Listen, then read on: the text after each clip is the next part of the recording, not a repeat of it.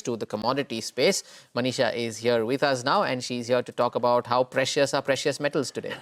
Thank you for that. Well, overnight was a great market. You saw gold prices gain up by 1.5%. We are trading at around 5-week highs right now. Silver gained up by more than 2% as well, and trading very close to its 14-year highs in the international markets right now. Well, gold not too far away from its all-time high of $3,500 an ounce. And we're looking at a renewed support coming in from the fact that the dollar index is now slipped below 98.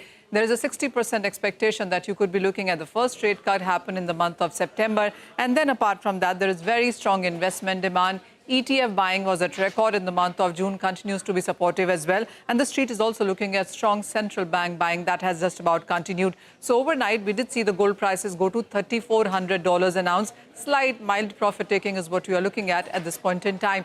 But when you look at the global banks and brokerages, they're all very, very positive going forward in case of the gold prices there.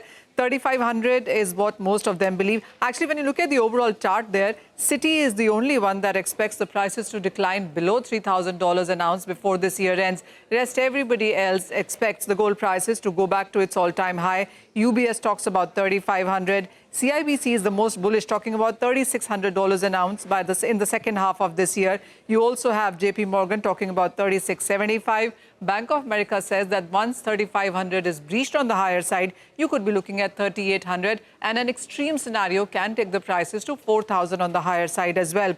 Morgan Stanley talks about 3,800 in the fourth quarter of 2025, and Goldman Sachs talks about 3,700 by the time this year ends. So not only are all these banks and brokerages talking about 3,500, which has been an all-time high, but prices above and beyond that as well before we end this year. So bullishness continues. Okay, so bullishness continues. That's about precious metals. Thank you, Manisha, for joining us with all those details. Let's get a